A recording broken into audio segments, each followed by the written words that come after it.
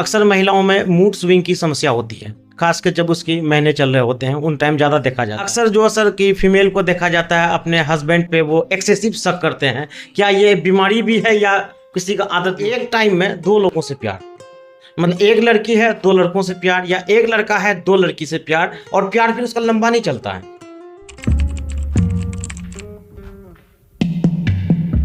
अपने बारे में पहले बताइए लोगों को, ताकि लोगों को कॉन्फिडेंस आए, ताकि ये वीडियो वो आखिर तक देखें। मेरा नाम डॉक्टर नायाब अंजुम है।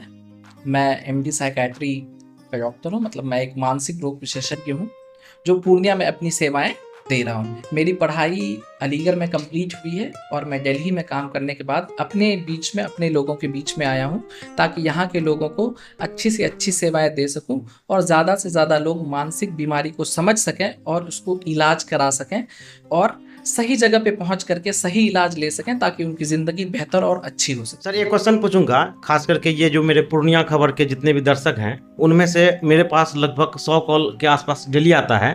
उसमें यकीन मानिए 30 कॉल उन लोगों की होती है जिनको प्यार का समस्या होता है। उन्हें आज के टाइम में एक नया चीज़ मुझे भी अनुभव हुआ है कि एक टाइम में दो लोगों से प्यार, मतलब एक लड़की है दो लड़कों से प्यार, या एक लड़का है दो लड़की से प्यार, और प्यार फिर उसका लंबा नहीं चलता है। वही लोग मुझे 6 महीना बाद फ़ोन करते हैं कि मुझे और किसी से प्यार हो गया। सर ये क्या कुछ मेंटल डिसऑर्डर है या फिर समाज में ये परिवर्तन है? सर समाज में परिवर्तन तो नहीं कह सकते हैं क्योंकि हमारा समाज बहुत ही सभ्य समाज है ना। और ऐसा भी मैं नहीं कहूँगा कि जो लोग ऐसा कर रहे हैं वो गलत है कि सही है। बस मैं इतना कह सकता हूँ कि ये लोग पर्सनैलिटी डिसऑर्डर की समस्या से जूझ रहे हैं।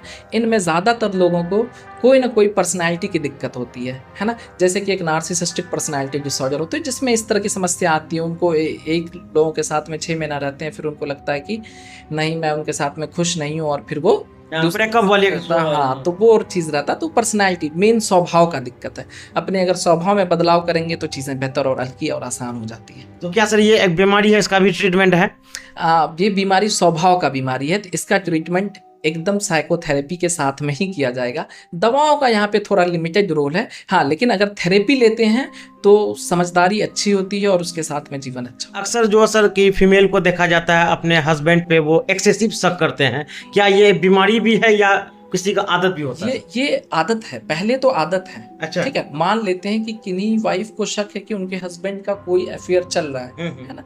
औरतों में शक हो सकता है, इसके लिए मना नहीं है, ये एक नॉर्मल बात है ना। लेकिन अब उस शक में दिक्कत कब आ जाती है, मान लेते हैं उस औरत को या उस लड़की को शक है अपने किसी हस्बैंड या अपने किसी के ऊपर पे कि उनका चक्कर किसी और से चल रहा है। शक होना ठीक है, नॉर्मल औरत का फितरत है शक होना के। अगर उस शक में ये हो जाए कि वो फ़ोन उनका चेक कर रही हैं, रात में वो सो गए हैं तो उनका फ़ोन देख रही हैं बैठ करके, वो रास्ते पे निकल गए उनके पीछे पीछे निकल गई है ना। अगर वो कहीं पर किसी से बात करें तो कान लगा करके उसकी बात सुन ले कि कहीं किसी और से तो बात नहीं कर रहा है। अगर वो रास्ते में किसी भी औरत की तरफ आंख उठा के अगर गलती से निगाह पड़ गई तो घर पे झगड़ा हो गया क्या कि नहीं तुम्हारा चक्कर उसी के साथ में चल रहा होगा। और इसकी वजह से दोनों हस्बैंड वाइफ का जीवन पे असर पड़ रहा है ना। वो अपने बच्चों का ध्यान नहीं रख पा रहे हैं, लोग टाइम पे स्कूल या कॉलेज जहाँ पर भी जा रहे हैं काम पर, वो काम पे नहीं पहुँच रहे हैं, वाइफ अपनी जिम्मेदारी नहीं निभा पा रही हैं, सोना कम हो गया है, घर वाले पूरे परेशान हो गए, तब हम कहेंगे कि ये एक बीमारी का लक्षण है जिसको हम लोग बोलते हैं ये सिजोफ्रेनिया जैसे बीमारी का लक्षण। अक्सर महिलाओं में मूड स्विंग की समस्या होती है, खासकर जब उसकी महीने चल रहे होते हैं उन टाइम ज़्यादा देखा जाता है। उनके वजह से घर में झगड़ा भी होती है और लोग कई बार बड़ी बड़ी घटनाएं भी कर देते हैं इस चक्कर में। तो क्या ये गैनी में ट्रीट होगा या साइकेट्री में ट्रीट होगा? सर इसका ट्रीटमेंट तो साइकेट्री में है।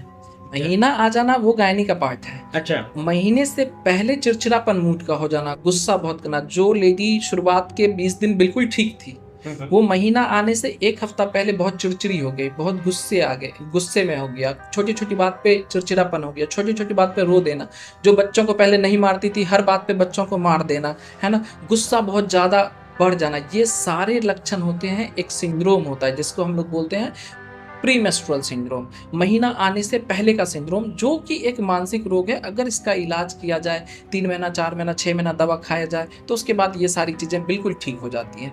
वहाँ पे होता है कि गायनी में लोग जाते हैं लेकिन वो समझ नहीं पाते हैं कि प्रॉब्लम क्या हो रहा है और उसकी वजह से काफ़ी लंबे समय तक खिंचता चला जाता है बीमारी। इतनी अच्छी स्टोरी सुनाई, इसके लिए पूर्णिया खबर की तरफ से मैं सरफराज नस्तर आपका मैं हमेशा कर्जदार रहूँगा। बहुत बहुत धन्यवाद, आपने अपना कीमती टाइम दिया।